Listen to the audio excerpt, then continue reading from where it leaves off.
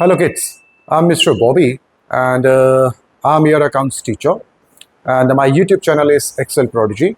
It is kindly requested to subscribe to this channel so that हम आपको अच्छे से अच्छे वीडियोस आगे से पोस्ट कर सकें. So लास्ट क्लास में हमने क्या किया था, एडमिशन ऑफ पार्टनरशिप में ट्रीटमेंट ऑफ गुडविल हमने किया था. तो उसके हमने बहुत सारे क्वेश्चंस किए थे, लास्ट 2 वीडियोस बनाई थी कि किस तरह से गुडविल की ट्रीटमेंट होती है. आज हम उससे एक स्टेप आगे जाएंगे, रीवैल्यूएशन, कि आज हमने करना है पूरा फुल फ्लेज क्वेश्चन अटेम्प्ट करना है. तो फुल फ्लेज क्वेश्चन अटेम्प्ट करने के लिए हमें क्या क्या नीड्स पड़ सकती हैं. तो सबसे पहली जो नीड होगी आपकी एसेट्स की रीवैल्यूएशन और रिजर्व्स की treatment. So let's start with this topic of your admission. तो आइए आज शुरू करते हैं. तो जब भी कभी 2 पार्टनर्स या 2 से ज़्यादा पार्टनर्स अपनी पार्टनरशिप रन कर रहे हैं और कोई तीसरा पार्टनर उनके बिजनेस में आना चाहता है, तो सबसे पहला क्वेश्चन अराइज होता है कि क्या जो नया पार्टनर आ रहा है उसको ओल्ड पार्टनर्स के प्रॉफिट में कुछ पार्टिसिपेशन रेट है या नहीं है. जी नहीं, बिल्कुल भी नहीं है. ओल्ड पार्टनर्स का प्रॉफिट ओल्ड पार्टनर्स का है, वो न्यू पार्टनर का बिल्कुल भी नहीं है. तो सबसे बड़ी ट्रीटमेंट जो आती है कि जितने भी न्यू एडमिशन से पहले के जितने भी रिजर्व्स होंगे वो सब के सब रिजर्व्स किसके होंगे, वो होंगे ओल्ड पार्टनर्स के, और वो उनके कैपिटल अकाउंट में ट्रांसफर कर दिए जाएंगे. जैसे कि यहाँ पे दिया हुआ है जनरल रिजर्व. जनरल रिजर्व हम अपनी लास्ट वीडियोस में कर ही चुके हैं. जो जनरल रिजर्व है वो पैसा जो है, रिजर्व्स का जो पैसा है वो बिजनेस के प्रॉफिट में से साइड पे निकाल के रखा गया था for the growth and development of the firm, कि अगर कभी जरूरत पड़ेगी तो ग्रोथ और डेवलपमेंट पर्पस के लिए जनरल रिजर्व से पैसा निकाल लिया जाएगा. तो अब ये पैसा किसका है, ओल्ड पार्टनर्स का है. न्यू पार्टनर का तो पार्टिसिपेशन रेट ही शुरू नहीं हुआ, उसने तो अभी काम ही शुरू नहीं किया, तो उससे जनरल रिजर्व में कुछ बनता ही नहीं है कि उसे कुछ दिया जाए. तो ये जो जनरल रिजर्व्स हैं किसके हैं जी, आपके ओल्ड पार्टनर्स के हैं. तो अब क्या किया जाएगा, जनरल रिजर्व की नेचर क्या है, क्रेडिट है. तो जनरल रिजर्व को आप डेबिट कीजिए, जनरल रिजर्व को डेबिट कीजिए और उसका जो अमाउंट है पार्टनर्स के कैपिटल अकाउंट में ट्रांसफर कर दीजिए ओल्ड रेशो में. तो उसकी जर्नल एंट्री बनती है general reserve debit to old partner capital account. अब इसे अकाउंट्स में किस तरह से बनाया जाएगा ये देखिए, हम इसे लेके चलते हैं. This is your balance sheet. Balance sheet में आपका जनरल रिजर्व दिया हुआ है, मान लीजिए 20,000, और ये है आपके कैपिटल अकाउंट. कैपिटल अकाउंट भी मान लेते हैं ए, बी और सी तो इनकमिंग पार्टनर है, ए बी पार्टनर्स है. यहां पे मेंशन कर देते हैं ए बी ओल्ड पार्टनर्स है, सी अभी आएगा, हमें सी से कोई मतलब नहीं है. अब हमें पता लग गया कि सी को हमने बिजनेस में एडमिट करना है. अगर हमने उसे एडमिट करना है तो उससे पहले ही जनरल रिजर्व को यहां से खत्म कर दिया जाएगा. हमने खत्म किया, जनरल रिजर्व को यहां से बैलेंस शीट से हटा दिया और वो जनरल रिजर्व कहां पे चला गया, कैपिटल अकाउंट में ट्रांसफर हो गया. कौन सी रेशो में, ओल्ड रेशो में हमने उसे ट्रांसफर कर लिया. Similarly profit and loss account, profit and loss ये लायबिलिटी साइड पे दिया होगा और यहां पे है आपकी asset side. Same treatment P and L account मान के चलते हैं जी. प्रॉफिट एंड लॉस अकाउंट कितना था, 10,000. ये प्रॉफिट किसका था, ओल्ड पार्टनर्स का था. इसे यहां से आप हटा दीजिए, रब ऑफ कर दीजिए. रब ऑफ कर दिया और ये वाला पैसा हमने कहां पे ट्रांसफर कर दिया, यहां पे लिखा हमने ए और बी में हमने ट्रांसफर कर दिया.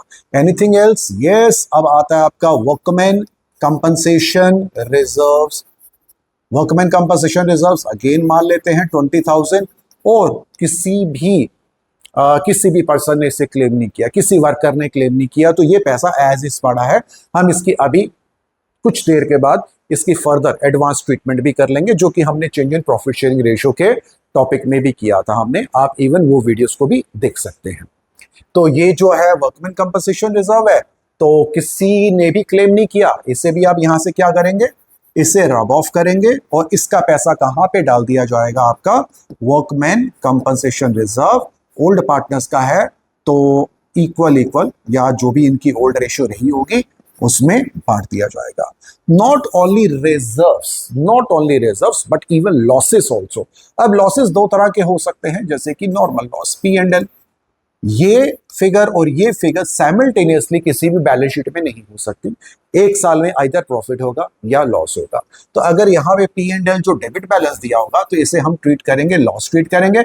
मान के चलते हैं जी 15,000 का लॉस है, तो यहाँ से उस 15,000 के लॉस को आप क्या करेंगे, रब ऑफ कर देंगे और पी एंड एल उसे यहाँ पे बांट दिया जाएगा 7,500। Then comes your deferred revenue capital expenditure. Deferred revenue capital expenditure को भी आप लोगों ने इसे भी लॉस ही ट्रीट करना है। इसकी ट्रीटमेंट जो भी है इसको लॉस की तरह ही ट्रीट करेंगे। इसका मीनिंग जो है पिछले वीडियोस में हम बता ही चुके हैं, लेकिन इस वीडियो में भी आपको हिंट देते हैं कि ये कुछ पैसा है जो ग्रोथ और डेवलपमेंट के लिए, एडवर्टीजमेंट पर्पसेस के लिए ऑल ऑफ अ सडन मोटे अमाउंट के लिए हमने स्पेंड कर दिया था और इसके अभी बेनिफिट्स फ्यूचर में आने बाकी हैं। एंड इतना मोटा अमाउंट जो था हमने इसको कहाँ पे शो किया था, बैलेंस शीट में ही शो किया होगा, क्योंकि डेफर्ड रेवेन्यू जो अभी फ्यूचर में होना है, लेकिन खर्चा बहुत मोटा है। जैसे कि कैपिटल एक्सपेंडिचर किया जाता है, 5 करोड़ की एडवर्टीजमेंट कर दी, 10 करोड़ की एडवर्टीजमेंट का पैसा साइड पे रख दिया, तो अब इसका जब फायदा आएगा तो आएगा, फॉर द टाइमिंग इसे हम क्या करेंगे, लॉस ट्रीट करेंगे और इसे भी हम कहाँ पे ट्रांसफर कर देंगे, डेफर्ड रेवेन्यू कैपिटल एक्सपेंडिचर, यहाँ पे आप बांट दीजिए। तो जब भी आप लोगों ने फुल फ्लेज क्वेश्चन करना है, फुल फ्लेज क्वेश्चन कौन सा, जिसमें पार्टनरशिप का रिवैल्यूएशन अकाउंट आएगा, कैपिटल अकाउंट आएगा और बैलेंस शीट अगर बनानी है आपको, तो उसमें सबसे पहला जो आप लोगों ने ध्यान देना है दैट इज कि आप चेक करेंगे बैलेंस शीट। बैलेंस शीट में अगर आपको जनरल रिजर्व दिया है, वहां से उसे हटा लो, माइनस कर दो, जीरो कर दो और यहाँ पे जनरल रिजर्व को लिख दीजिए। एंड अगर आपको दिया हुआ है प्रॉफिट एंड लॉस अकाउंट दिया होगा, तो वो प्रॉफिट एंड लॉस अकाउंट को भी वहां से हटा दो या माइनस कर दो और उसको कैपिटल में ट्रांसफर कर दीजिए। देन अगर आपको वर्कमैन कंपनसेशन रिजर्व दिया है, तो वहां पे पहले देख लीजिए कोई एडजस्टमेंट एंट्री तो नहीं है। अगर तो कोई एडजस्टमेंट एंट्री नहीं है तो उसे भी वहां से हटा दीजिए और उसको यहाँ पे लिख दीजिए। Similarly investment fluctuation reserves, investment fluctuation reserve भी अगर आपको दिया हुआ है तो जस्ट चेक इट आउट कि उसकी कोई एडजस्टमेंट तो नहीं है। अगर तो एडजस्टमेंट नहीं है तो बहुत सिंपल सा केस है, उस रिजर्व को स्ट्रेट अवे यहाँ पे आप पार्टनर्स के क्रेडिट में डाल दीजिए। अब आपकी बारी आएगी एसेट्स को चेक करना है। एसेट्स को चेक करना है तो चेक कीजिए, लॉस है तो उस लॉस को बैलेंस शीट से हटा दीजिए और ओल्ड पार्टनर्स को डेबिट कर दीजिए।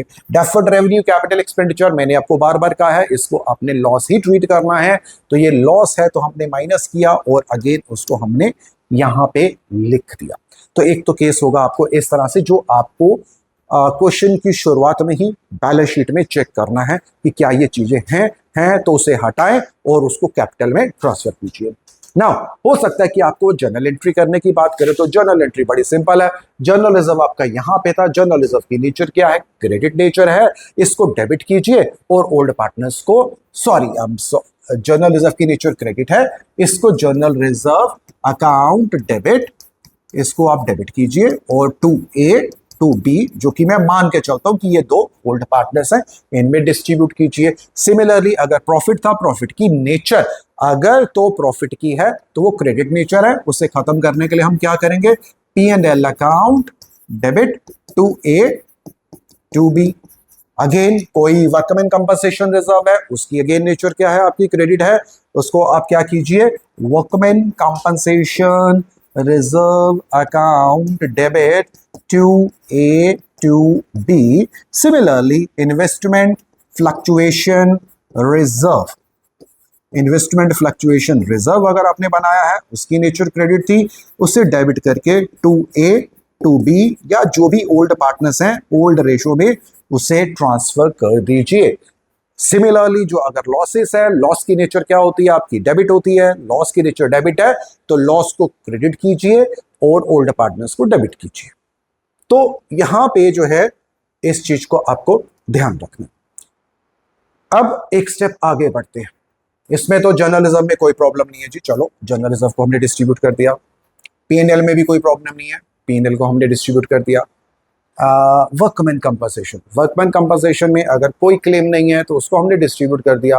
बट अगर क्लेम आ जाता है तो हम लोग क्या करेंगे, अगर क्लेम आ जाता है तो आप लोगों ने ये profit sharing ratio, change in profit sharing ratio का वीडियो देखा है, वही सेम ट्रीटमेंट है, हम यहाँ पे वही करेंगे। फिर हम उसको कैपिटल अकाउंट में भी उसकी ट्रीटमेंट लेके चलते हैं कि कैपिटल अकाउंट में उसे किस तरह से किया जा सकता है। आइए अब एक एग्जाम्पल ले लेते हैं, उसमें जल्दी से क्लियर हो जाएगा। मान के चलते हैं ये है आपकी बैलेंस शीट है, एंड यहाँ पे आपको दिया हुआ वर्कमैन कंपनसेशन रिजर्व। क्वेश्चन में भी देख लेते हैं, अगर यहाँ पे कुछ बोला है तो अच्छी बात है, तो नहीं बोला तो चलो कोई बात नहीं। तो वर्कमैन कंपनसेशन रिजर्व मान लेते हैं जी, रिजर्व था हमारा 10,000। रिजर्व कितने का हमारा 10,000 का है। अब नीचे एडजस्टमेंट में दे रखा है, मेंशन किया हुआ है क्लेम कितने का है, 2,000 का वर्कर्स क्लेम कर रहे हैं। अगर 2,000 का वर्कर क्लेम कर रहे हैं तो सबसे पहले हम क्या करेंगे, एक तरफ हम जर्नल एंट्री भी कर लेते हैं और दूसरी तरफ हम अकाउंट्स में इसकी कैसी ट्रीटमेंट करेंगे वो भी आपको समझा देते हैं। तो वर्कमैन कंपनसेशन रिजर्व की नेचर क्या है, ऑब्वियसली लायबिलिटी में दिया हुआ है। लायबिलिटी में दिया हुआ है तो मैं क्या करूंगा, इसे खत्म करूंगा। मैं करूंगा workman compensation reserve account debit. कितने का था जी आपका, 10,000 का था। वेरी गुड, 10,000 का मैंने खत्म कर दिया। टू वर्कर्स क्लेम, उन्होंने क्लेम कितने का किया, क्लेम किया है जी 2,000 का, और बाकी का पैसा कहां चला जाएगा, to A to B. Equal partners हैं तो हमने उनमें 4,000 ईच, प्रिजम्पशन है कि दो पार्टनर्स की ओल्ड रेशियो इक्वल है, कुछ भी नहीं दिया इवन देन इक्वल ही मानी जाएगी। तो यहां पे हो गया वर्कमैन कंपनसेशन रिजर्व को खत्म करना है, हमने उसको डेबिट करके खत्म कर दिया। क्लेम कितने का था हमारा, 2,000 का था, और ए और बी को जो 8,000 है उन दोनों को दे दिया गया। अब इसको अकाउंट्स में कैसे रिप्रेजेंट करेंगे, तो सबसे पहले तो सॉल्यूशन में ये रहा जी आपका कैपिटल, कैपिटल ए बी, और यहां पे हमने बनाई है जी बैलेंस शीट। बैलेंस शीट में हमने लिखा हुआ है वर्कमैन कंपनसेशन रिजर्व। कितने का था हमारा, 10,000। तो ये आपका क्वेश्चन एज इज है। अब हमें क्या करना है, इसे खत्म करना है। वर्कमैन कंपनसेशन को खत्म करने के लिए मैंने यहाँ पे 10,000 लिख के उसको जीरो कर दिया। वर्कमैन कंपनसेशन मेरा जीरो हो चुका है, लेकिन एक न्यू लायबिलिटी बन चुकी है। न्यू लायबिलिटी यहीं पे आएगी, वर्कमैन कंपनसेशन क्लेम। कितने का क्लेम बन रहा है आपका, 2,000 का। ये क्लेम, इसकी नेचर क्या है, क्रेडिट है, मैंने लायबिलिटी बना दी। और ये जो दो अमाउंट हैं, ये दो अमाउंट ए और बी में ट्रांसफर हो चुके हैं। ए का क्रेडिट, ये क्रेडिट हो गया, बी भी क्रेडिट हो गया 4,000, और यहां पे हम लिखेंगे, क्या लिखेंगे जी, वर्कमैन कंपनसेशन रिजर्व, कि हमने इतने का रिजर्व, 10,000 का रिजर्व था, 10,000 के रिजर्व में से 2,000 हमने वर्कर को देने हैं, जो कि हमने बैलेंस शीट में लायबिलिटी में शो कर दिया है, और बाकी का जो 8,000 बच गया था उसके साथ हमने क्या किया, उसको हमने ओल्ड पार्टनर्स में ओल्ड रेशो में लिख देते हैं, ओल्ड रेशो में हमने उसे डिस्ट्रीब्यूट कर दिया। तो this is your the treatment. अब हम एक थर्ड ट्रीटमेंट भी लेके चलते हैं, नेक्स्ट पेज पे करके देखते हैं कि हाँ जी, यही ले लेते, सेम क्वेश्चन को रिपीट करते हैं। आपका क्वेश्चन है यहाँ पे बैलेंस शीट, ये क्वेश्चन में दिया हुआ आपको, this is your question, and यहाँ पे वर्कमैन कंपनसेशन रिजर्व मान लेते हैं कितने का है, 10,000, और क्वेश्चन में एडजस्टमेंट दे रखी है claim on account of workman, workman is ₹12,000, 12,000 का क्लेम हो गया। पार्टनर्स का पैसा कितना पड़ा था, 10,000, लेकिन वर्कर कितना क्लेम कर रहे हैं, 12,000। तो यहां पे हम इसकी ट्रीटमेंट क्या करेंगे, दैट इज वेरी सिंपल। पहले जर्नल एंट्री करते हैं, वर्कमैन कंपनसेशन रिजर्व, इसको तो आप खत्म कीजिए, 10,000। O2 workman compensation claim, workman compensation claim कितने का क्लेम हो गया जी, 12,000 का क्लेम हो गया, तो 2,000 का जो नुकसान है उसे हम कहाँ पे डालेंगे? रीवैल्यूएशन अकाउंट में डालेंगे। 2,000 का स्ट्रेट अवे रीवैल्यूएशन में डालेंगे और रीवैल्यूएशन से हम पार्टनर के उनके रिस्पेक्टिव डेबिट अकाउंट में डाल देंगे। मैंने आपको पहले भी, अगर आप मेरी पुरानी वीडियो देखेंगे तो उसमें आपको अच्छे से समझ आ जाएगा कि हमारे पास या तो ये वाली ऑप्शन है। रिजर्व कितने का था हमारे पास? 10,000 का रिजर्व है। क्लेम कितने का हो गया? 12,000 का हो गया।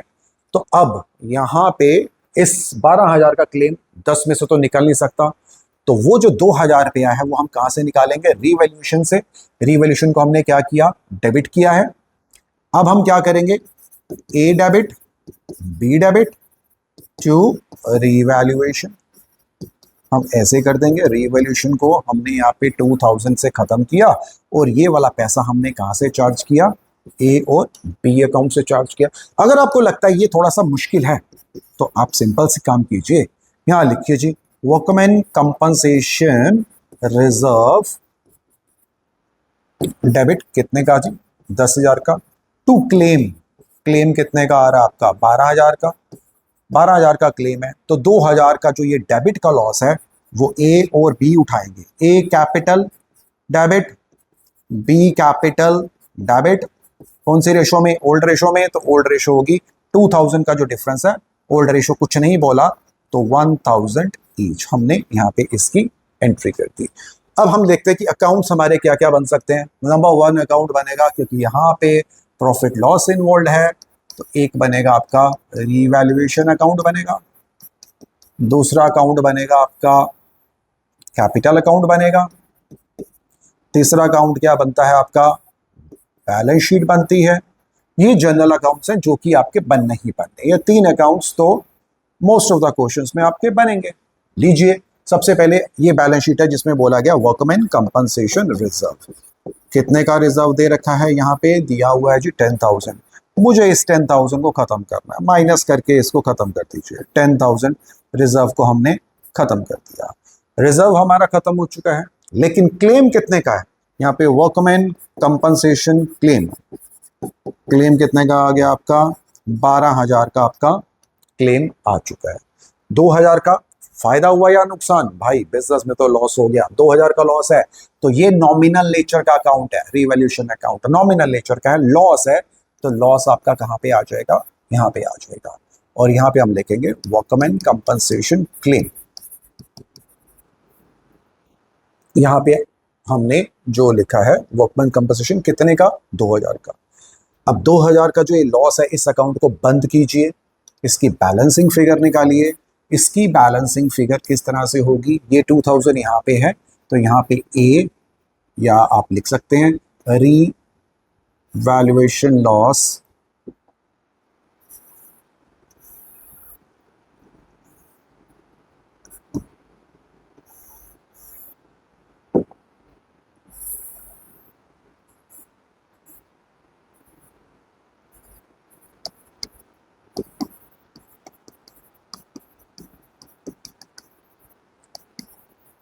revaluation loss transfer to A, transfer to B, कितना? 1,000 ईच।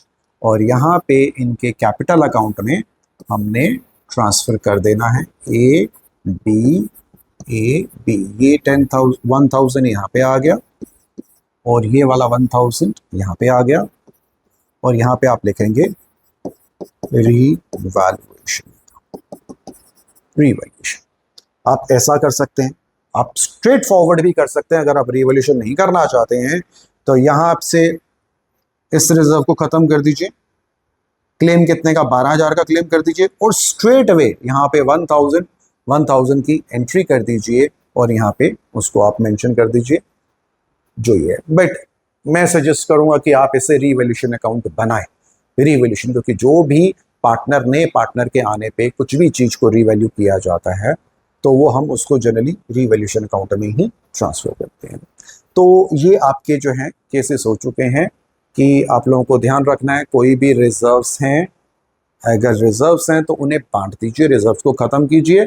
कैपिटल अकाउंट में ट्रांसफर कर दीजिए, चाहे वो जर्नल रिजर्व है, चाहे वो P&L है, चाहे वो वर्कमैन कंपनसेशन है, चाहे वो इन्वेस्टमेंट फ्लक्चुएशन रिजर्व है, उन्हें वाइप आउट कर दीजिए बैलेंस शीट से और कैपिटल के क्रेडिट में डाल दीजिए। बट अगर यही जो है आपका P&L डेबिट नेचर का है, इवन देन बैलेंस शीट से हटाइए, कैपिटल के डेबिट में डालिए, वहां से हटेगा, कहाँ पे आएगा, डेबिट में आ जाएगा। Deferred revenue capital expenditure is a loss, balance sheet से हटाएं उसको, एसेट साइड में दिया हुआ, एसेट साइड से हटाएं और कैपिटल के डेबिट में लेके आए। इतना काम कीजिए जो आपको काम करना है। अब उसके बाद हम जो नया टॉपिक है वो लेके चलते हैं आपका, ये स्टेप के बाद, इस स्टेप के बाद नए पार्टनर के आने पे बहुत कुछ चीजों की वैल्यूएशन की जाती है। जैसे कि कोई नया पार्टनर आ रहा है भाई, उसके आने से पहले पहले तो अपने एसेट्स और लायबिलिटी को भी रीवैल्यू कर लीजिए। हो सकता है कि आपका एसेट था 10,000 का, आज की कीमत हो जाए उसकी 1 लाख रुपया, तो वो जो 90,000 का इंक्रीमेंट है, जो 90,000 का इंक्रीमेंटल वैल्यू है, वो वैल्यू किसकी है, वो ओल्ड पार्टनर की है। एक बात याद रखें कि जब भी कोई नया पार्टनर बिजनेस में आ जाएगा और वो अपनी कैपिटल लेके आएगा, तो एसेट पे उसका क्लेम शुरू हो जाएगा, अपने शेयर के मुताबिक उसका एसेट पे क्लेम हो जाएगा। हम उसे बाद में नहीं बोल सकते अरे यार ये एसेट तो हमने लिया था। तो बिजनेस में न्यू पार्टनर के आने से पहले पहले आप अपने जितने भी एसेट्स हैं और जितनी भी लायबिलिटीज हैं उसको रीवैल्यू कीजिए, उसका प्रॉफिट और लॉस रीवैल्यूएशन अकाउंट में डालिए। अगर आपको नेट प्रॉफिट हो रहा है तो उससे आपकी कैपिटल बढ़ जाएगी, और अगर किसी वजह से आपकी लॉस हो रहा है तो उससे आपकी कैपिटल कम हो जाएगी। और ये सब कुछ करने के बाद आप नए पार्टनर का स्वागत कीजिए, उसे बोलिए आइए सर, आइए मिलकर काम शुरू करते हैं।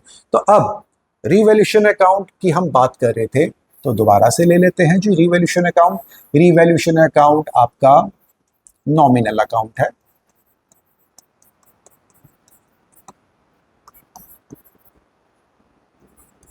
अब बहुत सारी एडजस्टमेंट्स होंगी जो हम शुरू करेंगे, आपसे डिस्कशन करते जाएंगे और आपको बताते जाएंगे कि किस तरह से अल्टीमेटली आपकी ये जो सारी डिस्कशंस हैं वो इन एडजस्टमेंट्स पे बेस्ड होंगी। बहुत सारी एडजस्टमेंट्स हैं जो हमें करनी है, कवरेज करनी है, एक वीडियो में पॉसिबल नहीं हो पाएगा, तो हम इसको नेक्स्ट वीडियो में कवर अप करने की कोशिश करेंगे। लेकिन ये एडजस्टमेंट्स अगर आपको आती हैं, आपको बात समझ में आती है कि कहाँ पे क्या एंट्री है, डबल एंट्री कंसेप्ट चल रहा है। डबल एंट्री कंसेप्ट मैं आपको बताता जाऊंगा कि डबल एंट्री आप किस तरह से भी बना सकते हैं। अगर किसी बच्चे को मुश्किल भी हो रही है डबल एंट्री, तो वो एक कोई भी ट्रांजैक्शन को नोटिफाई कर ले कि वो डेबिट है या क्रेडिट है। अगर एक डेबिट होगा तो दूसरी जगह उसकी एंट्री कहाँ पे होगी, क्रेडिट में ही होगी। हम अभी आगे लेके चलते हैं, आपको क्लियर भी करते हैं। उससे पहले अब हम करेंगे एसेट्स की रीवैल्यूएशन। तो एसेट की वैल्यू बढ़ना, नए पार्टनर के आने से पहले पहले हमारे जो एसेट्स थे वो 10 लाख से 20 लाख के हो गए। अगर एसेट आपका बढ़ रहा है, इंक्रीज हो रहा है, तो वो फायदा है या नुकसान है? ऑब्वियसली एसेट का बढ़ना, एसेट का इंक्रीज होना आपका फायदा है, और फायदा जो भी होगा वो यहाँ पे profit, any sort of profit, उसको हम कहाँ पे डालेंगे, क्रेडिट साइड में डालेंगे। एसेट जितने से एसेट बढ़ा, 10 लाख का एसेट है 20 लाख का हो गया, या 10 लाख का एसेट है 15 लाख का हो गया, तो कितने से एसेट बढ़ा, 5 लाख से एसेट बढ़ा है ना। तो जितने से भी एसेट बढ़ा है वो आप यहाँ पे डाल दीजिए कि 5 लाख का फायदा हो गया। चलो जी, गुड है। एसेट बढ़ा, कितने से बढ़ा, 5 लाख से। पूरा अमाउंट नहीं डालना, 10 का एसेट 15 में हो गया तो 15 आप लोगों ने नहीं लिखना, आपको खाली इंक्रीमेंटल वैल्यू डालनी है। ये 10 लाख का एसेट था, 15 का हो गया, 5 लाख से बढ़ा, 5 लाख को हमने यहाँ पे डाल दिया। इसी तरह से लाइबिलिटी, या चलो एसेट कम हो गया, जरूरी तो नहीं कि आपके सारा टाइम एसेट बढ़ते जाएंगे। अब कोई भी एसेट है, हो सकता है रिड्यूस हो जाए, तो हम क्या करेंगे, एसेट जब कम हो जाता है, 10 लाख का एसेट आपका कितने का हो गया, 8 लाख का हो गया, तो ये लॉस भी तो हो सकता है। तो इसका मतलब इसे बोलते हैं decrease in asset, decrease in asset. तो हमने यहाँ पे अजम्पशन लिया कि 10 लाख का एसेट कितने में हो गया आपका, 8 लाख का हो गया, तो कितने का नुकसान हो गया, 2 लाख का नुकसान हो गया। वो मैंने यहाँ पे मेंशन कर दिया। ओके, अब लाइबिलिटी की बात करते हैं। लाइबिलिटी का बढ़ना, हमने किसी का पैसा देना था 50,000, अब मैंने उसको देना है 75,000। अब लाइबिलिटी बढ़ गई है, लाइबिलिटी मेरे पे बर्डन बढ़ गया, तो 50,000 की जगह आई हैव टू पे दैट गाय हाउ मच, 75,000। तो अब जो कितने का डिफरेंस आ गया, 25,000। तो लाइबिलिटी का बढ़ना भाई साहब नुकसान ही है, तो नुकसान हम कहाँ पे लिखेंगे, यहाँ पे लिखेंगे 25,000 हम यहाँ पे मेंशन करेंगे। तो इसे हम बोलेंगे इंक्रीज इन लाइबिलिटी। अपने आप को जब भी कभी प्रिज्यूम करो, अपने आप को बिजनेसमैन बन के सोचें। आप बिजनेसमैन बन के सोचेंगे, आपको सारे आंसर मिलेंगे। चलो एग्जांपल ले लेते हैं, कोई क्रिएटर्स थे, 10,000 के क्रिएटर थे या 1 लाख के क्रिएटर थे। 1 लाख के क्रिएटर क्लेम कर रहे थे कि उन्होंने पैसा लेना है, तो हमने कोई कोर्ट केस किया, हमें लगा नहीं हमने इतना पैसा नहीं देना, ये फालतू का पैसा मांग रहे हैं। हम कोर्ट में चले गए, जब कोर्ट में जाके हमने वहां पे उसको फाइट किया, तो वो जो 1 लाख के क्रिएटर थे रिड्यूस होके कितने में हो गए, कोर्ट ने कहा नहीं यार ये 1 लाख के तो क्रिएटर ही नहीं है, तो इन्फ्लेटेड वैल्यूज है, ये अनवांटेड चीजें इसमें लिखी हुई हैं। तो कितने के क्रिएटर रह गए आपके, 70,000 के। कोर्ट ने डिक्लेयर कर दिया ये 1 लाख के क्रिएटर आपके कितने के हैं जी, जस्ट 70,000 के। तो मेरे लिए खुशी की बात है या गमी की बात है, डेफिनेटली मेरे लिए खुशी की बात है। या मुझे 1 लाख रुपया नहीं देना, मुझे क्या करना है, 70,000 देना है, तो मेरा 30,000 का क्या हो गया, प्रॉफिट हो गया। तो वो प्रॉफिट मैं कहाँ पे मेंशन करूंगा, 30,000 यहाँ पे करूंगा। और इससे क्या बोला गया है, डिक्रीज इन लाइबिलिटी। ये आप लोगों को समझाने के लिए लिखा जा रहा है कि इंक्रीज इन एसेट और डिक्रीज इन लाइबिलिटी। लेकिन जब क्वेश्चन आएगा तो हम उस एसेट या उस लाइबिलिटी का नाम लिखेंगे, इंक्रीज और डिक्रीज हम नहीं लिखेंगे। एक बार और रिकैप करते हैं, एसेट का बढ़ना फायदा, फायदा तो कहां पे आएगा, यहाँ पे। एसेट का कम होना नुकसान, तो वो कहां पे आएगा, यहाँ पे। लाइबिलिटी का बढ़ना नुकसान है, कहां पे आएगा, यहाँ पे आएगा। लाइबिलिटी का कम होना फायदा है, तो हम उस फायदे को यहाँ पे लिखेंगे। तो चलिए कुछ क्वेश्चंस लेके चलते हैं एंड इसी को कंटिन्यू करते हैं, आपको जल्दी से समझ में आ जाएगा कि हम क्या बात कर रहे हैं।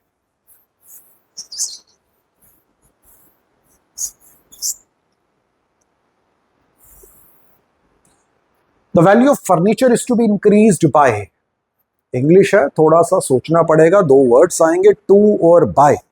यहीं पे लेके चलते हैं जी। फर्नीचर की वैल्यू, बुक वैल्यू दी हुई है 20,000, 20,000 का फर्नीचर है। नए पार्टनर के आने से पहले पहले हमने उसका रिवैल्यूएशन किया, तो पता लगा यार फर्नीचर कुछ अच्छी क्वालिटी का था, लकड़ी अच्छी सागवान की लगी हुई थी। आज की डेट में उसकी अगर मैं वर्थ निकालूंगा तो उसकी वर्थ ज़्यादा ही होगी। तो वो जो 20,000 का फर्नीचर है उसकी वैल्यू कितनी है, it is to be increased by 25,000। लकड़ी बहुत महंगी है, आज की डेट में इजली मिलती नहीं है, तो जो मैंने 20,000 का लिया था, मैंने जो 20,000 का फर्नीचर लिया था उसकी वैल्यू 25,000 से बढ़ गई है। बाय का मतलब है 25,000 से बढ़ जाना। तो यहाँ पे हम क्या करेंगे, 25,000 से एसेट बढ़ रहा है, तो मैंने यहाँ पे लिखा furniture 25,000। Mind the word is by, जहां पे बाय आ जाएगा तो उतने अमाउंट से बढ़ा दो। लेकिन अगर मैं इसको कहता the value of the furniture is to be increased to 25,000 तक ले जाओ, बुक वैल्यू मेरे लिए फर्नीचर कितने का था, 20,000 का था, लेकिन उसको ले जाओ, कहां तक ले जाओ, it is to be increase to 25,000, तो इसका मतलब 5,000 से बढ़ा। अगर 2 का केस होगा तो मैं यहां पे क्या करूंगा, फर्नीचर 20,000 से 25 तक लेके जाना है, तो इसका मतलब 5,000 से। ये 2 वर्ड, आपको इन 2 वर्ड्स को ध्यान से समझना है, अगले पार्ट में आ ही रहा है तो मैं उसे वहीं पे कवर अप करूंगा। बाय दिया है तो उतने से बढ़ा दो। This is your first case, हमारा पहला वाला फर्नीचर 25 से बढ़ गया। The value of the furniture is to be increased to 25,000, और यहाँ पे फर्नीचर की वैल्यू दे रखी है 10,000। मेरा ये जो सेकंड फर्नीचर है 10,000 का है, इसको बढ़ा के कहां तक ले जाओ, 25,000 तक ले जाओ, वहां तक ले जाओ। तो इसका मतलब कितने का इंक्रीमेंट हुआ, 15,000 का इंक्रीमेंट हुआ। तो नंबर 2 फर्नीचर लिखा मैंने, और यहाँ पे कितना बढ़ा दिया मैंने, 15,000 से बढ़ा दिया। मेरा ओरिजिनल वैल्यू थी 25 तक पहुंच गया है, और ओरिजिनल वैल्यू थी 10,000। इन दोनों का डिफरेंस कितना हो गया, 15,000, जो मैं यहाँ पे लिखूंगा। These are called adjustments. ये आपको क्वेश्चन में दिया होगा, जब भी आपको क्वेश्चन में फुल फ्लेज क्वेश्चन आएगा, अभी हम अटेम्प्ट करेंगे तो आपको समझ में आ जाएगा। तो हमें वहां पे क्या करना होगा, रिवैल्यूएशन अकाउंट बनाना होगा, कैपिटल अकाउंट बनाना होगा, बैलेंस शीट बनानी होगी, और उसके साथ इस तरह से नीचे एडजस्टमेंट्स दी होगी। फिर हम क्या करेंगे, उन एडजस्टमेंट्स को पढ़ेंगे और उसकी डबल एंट्री करेंगे। अब वो डबल एंट्री में क्या क्या हो सकता है, चलिए हम side by side double entry क्यों ना कर लें, मेरे ख्याल से वो ज़्यादा ईजी और अच्छा लगेगा कि हाँ हमें क्वेश्चन साइड बाय साइड समझ भी आ गया। तो मैं दोबारा से यहाँ पे एक रिवैल्यूएशन अकाउंट बना लेता हूँ और यहाँ पे मैं क्या कर लेता हूँ, बैलेंस शीट बना लेते हैं। तो इसी क्वेश्चंस को डिफरेंट फॉर्मेट्स में लेके चलते हैं। पहला क्वेश्चन दोबारा से, furniture is to be increased by 25,000, और यहाँ पे आपका एक फर्नीचर था, फर्नीचर की वैल्यू थी आपकी कितनी थी, 20,000। इन्होंने कहा इसकी वैल्यू 25 से बढ़ा दो, तो लो जी हमने 25,000 से हमने बढ़ा दी, 25 से बढ़ा दी, और एसेट का बढ़ना मैंने यहाँ पे लिख दिया, फर्नीचर कितना हो गया जी, मेरा फायदा हो गया 25,000 का। This is my first case, ये रहा मेरा फर्स्ट केस। अच्छा, खाली यही फर्नीचर नहीं था, और भी फर्नीचर था। अब दूसरा वाला पार्ट आ जाता है, अब सेकंड फर्नीचर, वैसे तो कंबाइंड फर्नीचर है, लेकिन आप लोगों को समझाने के लिए हम इस तरह से कर रहे हैं। अब ये मान के चलते हैं ये फर्नीचर था मेरा 10,000 का। अब वो कहते हैं second part, the value of the furniture is to be increase to 25,000, इस फर्नीचर को 25,000 तक ले जाओ। ले जाते हैं जी, इसको 25 बनाना है तो मुझे इसमें कितना ऐड किया, लाइक 15,000, तभी बनेगा मेरा, कितना बनेगा ये 25,000 बढ़ जाएगा।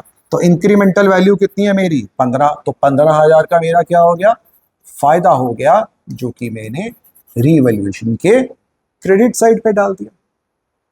ये भी हो गया। थर्ड, अब देखिए मैथमेटिकली जो उन्होंने बोला, the value of the furniture has to be brought up to 140% of its value. एक और ले लेते हैं जी, फर्नीचर की वैल्यू थी हमारी कितनी थी, 10,000। अब वो बोलते हैं इसकी वैल्यू 140% हो चुकी है, ये 100% होता है, दिस इज कॉल्ड 100%, आपको 140% तक लेके जाना है। तो इसका सिंपल सा मीनिंग है कि ये जो फर्नीचर है 40% से बढ़ा दो। दोबारा से बोलते हैं, the value of the furniture has to be brought up to 140% of its book value और द गिवन वैल्यू, और given value of the furniture is 10,000। 10,000 है, जो दिया होता है ये 100% दिया होता है। ये 100% यहाँ पे आपको फर्नीचर था, ये 140% को आप ऐसे मान के चलें कि अगर 140 है तो उसमें से 100 को हटा दें और उसको 40% से बढ़ा दें। तो इसका 40% कितना हुआ, पहले तो 10% निकालना है। 10% के लिए लास्ट के नंबर को आप इसे कट कर दीजिए। ये अगर आपको 10,000 दिया हुआ है, इसको हटा दीजिए, तो 10% कितना हुआ जी, 1,000। तो 40% कितना हुआ, उसको 4 से मल्टीप्लाई कर दीजिए इसको, तो कितना हो गया 4,000। सिंपली कैलकुलेशंस करने की जरूरत नहीं पड़ेगी, 10, 20, 30, 40 और 5, ये सिंपल कैलकुलेशन है। 10% निकालें, अगर 20 बोला है तो जो फिगर आई है उसको 2 से मल्टीप्लाई कर दें, अगर 30% बोला है तो जो फिगर आई है उसको आप 3 से मल्टीप्लाई कर दें, अगर 5 बोला है 10% निकाल लें, जो फिगर आई है उसका आधा कर दें, तो वो आपकी 5% आ जाएगी। तो यहाँ पे अब फर्नीचर मैंने कितने से बढ़ा दिया, 4,000 से हमने इंक्रीज कर दिया। तो अगेन फर्नीचर कितने से इंक्रीज हो गया आपका, 4,000 से आपका फर्नीचर इंक्रीज हो चुका है। अब आगे के कुछ जो क्वेश्चंस हैं स्टॉक और स्टॉक से रिलेटेड जो हैं, ये हम आपकी नेक्स्ट वीडियो में डालेंगे, एंड ये आपकी एडजस्टमेंट्स लेवल काफ़ी अच्छे लेवल पे आ जाएंगी। तो चलिए स्टॉक की कैलकुलेशन भी हम कर ही लेते हैं। Stock is found under valued bye 5,000। अब इसे रब कर देते हैं क्योंकि ये आपका केस हो चुका है। अब हम सेकंड केस लेके चलते हैं। एडजस्टमेंट किसकी हो सकती है, आपकी स्टॉक की एडजस्टमेंट हो सकती है। So let's start with that.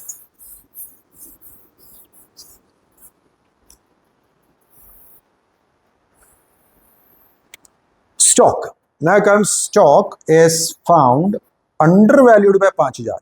कि आपका जो स्टॉक है, आपका जो एसेट है, जो कि यहाँ पे दिया होगा, मान के चलते हैं स्टॉक दिया हुआ है आपका, कितने का दिया हुआ है, बुक वैल्यू दे रखी है आपकी 20,000 की। वो बोलते हैं कि हमने इस स्टॉक को जब कैलकुलेट किया तो कितना कम निकला, 5,000 कम, अंडर वैल्यू, मतलब हमने 5,000 की वैल्यू जोड़ी ही नहीं है। अंडर वैल्यू, अंडर वैल्यू का मतलब उसकी जो वैल्यू है हमने उससे कम का काउंट किया हुआ है। तो भाई मुझे इसको ठीक करना है, मुझे इसे ठीक करना है, तो मैं क्या करूंगा, 5,000 इसमें ऐड कर दूंगा। और स्टॉक का बढ़ना, एसेट का बढ़ना मेरे लिए क्या है, फायदा है, तो मैं उसे कहां पे शो करूंगा, यहां पे शो कर दूंगा। Very simple. अब यहां पे ट्रिक आती है। अब ये जो ट्रिक है ये आप लोगों को समझना है। Stock is found under valued bye 20%। जब भी कभी आपको परसेंट दिया हो तो वहां पे माइंड आप स्ट्रेट अवे इस बुक वैल्यू पे परसेंटेज नहीं लगाएंगे। कभी भी गलती मत करना। जैसे बच्चे क्या करते हैं, stock is found under valued bye 20%, तो वो इसका 20% कैलकुलेट करते हैं। नो, यहां पे उन्होंने बोला है ये total amount, this whole total amount is undervalued, यानी कि ये ओरिजिनल नहीं है, ये ऑलरेडी कम किया हुआ है। कभी भी आपको 20% दिया हुआ है, stock is found under valued bye 20%, इसका 20% कभी कैलकुलेट मत कीजिए, आपका आंसर कभी भी नहीं आएगा। इसकी कैलकुलेशन कैसे करनी है मैं आपको बताता हूं। तो यहां पे हम क्या करेंगे, लेट कर लेंगे। चलिए लेट कर लेते, लेट वैल्यू ऑफ स्टॉक, मान के चलो स्टॉक 100 रुपए का था, मान लीजिए 100 रुपए का था। अब उसकी रिड्यूस्ड वैल्यू कितनी है, रिड्यूस्ड वैल्यू है 20% कम करके। 100 का 20% होता है 20 रुपए, उसमें से माइनस कर दीजिए। तो 100 में से 20 माइनस किया तो आपकी रिड्यूस्ड वैल्यू कितनी आ चुकी है, 80 रुपीज आ चुकी है, 80 आ चुकी है। अब ये जो वैल्यू दी होगी ये आपकी क्या है, रिड्यूस्ड वैल्यू। रिड्यूस्ड वैल्यू कितनी है, दिस। तो ओरिजिनल वैल्यू कितनी थी, x। यूनिटरी मेथड के हिसाब से इन दोनों को मल्टीप्लाई कीजिए, तो ये कितना हो जाएगा आपका 20,000 into 100 is equal to 80x। So 20,000 into 100 by 80 is equal to x। इसको जीरो को कैंसिल कीजिए, इससे कीजिए 4 2 जा एंड 4 5 जा 0 0। ये इसको मल्टीप्लाई किया 250 0 0 इज इक्वल टू x। यानी कि जो यहां पे स्टॉक है 20,000, उसकी एक्चुअल कीमत कितनी है, 25,000 है। जो ये अंडर वैल्यूड है, if this is under valued, sorry this is under valued, कितना था आपका,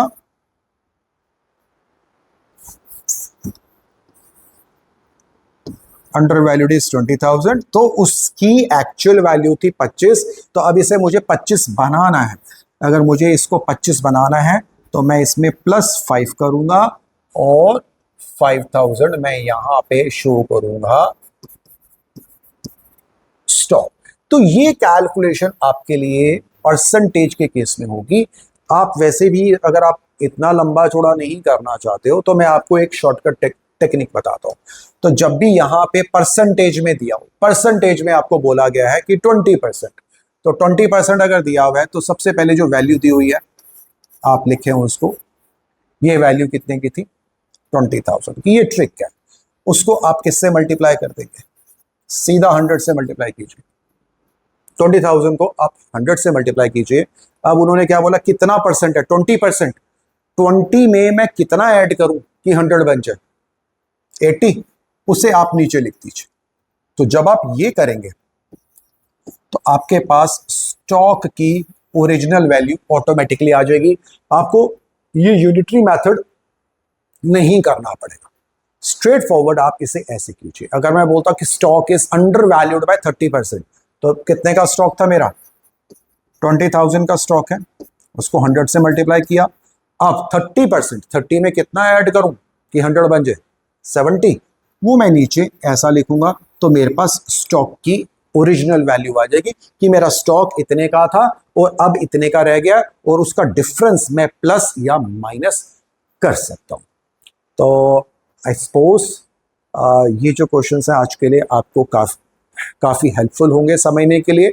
एडजस्टमेंट्स आपकी बहुत सारी हैं। I try to cover up all those adjustments in the coming videos. मैं ज़रूर उसको कवर अप करना चाहूँगा, क्योंकि यहाँ पे तो आपको 4-5 नज़र आ रही हैं, ये 4-5 नहीं है। क्वेश्चंस की रिक्वायरमेंट के हिसाब से ये बहुत सारी डिफरेंट एडजस्टमेंट बनेंगी, और मैं कोशिश करूँगा कि मैक्सिमम एडजस्टमेंट्स आपको इस वीडियो में, आने वाली वीडियो में कवर अप करके दूँ, सो दैट आपको क्वेश्चन अटेम्प्ट करने में प्रॉब्लम ना हो। इन एडजस्टमेंट्स का फ़ायदा आपको खाली एडमिशन में ही नहीं मिलेगा। अगर आपने एडमिशन अच्छे से कर लिया है तो समझें आपका अगला टॉपिक है रिटायरमेंट, उसमें भी ये सब कुछ है, एडजस्टमेंट्स वही हैं, सब कुछ सेम है। अगर हम इसी टॉपिक में एडमिशन में ये जितनी भी एडजस्टमेंट्स हैं अच्छे से कर लेते हैं तो आप समझें कि रिटायरमेंट का जो आपका टॉपिक है वो बहुत जल्दी खत्म हो जाएगा।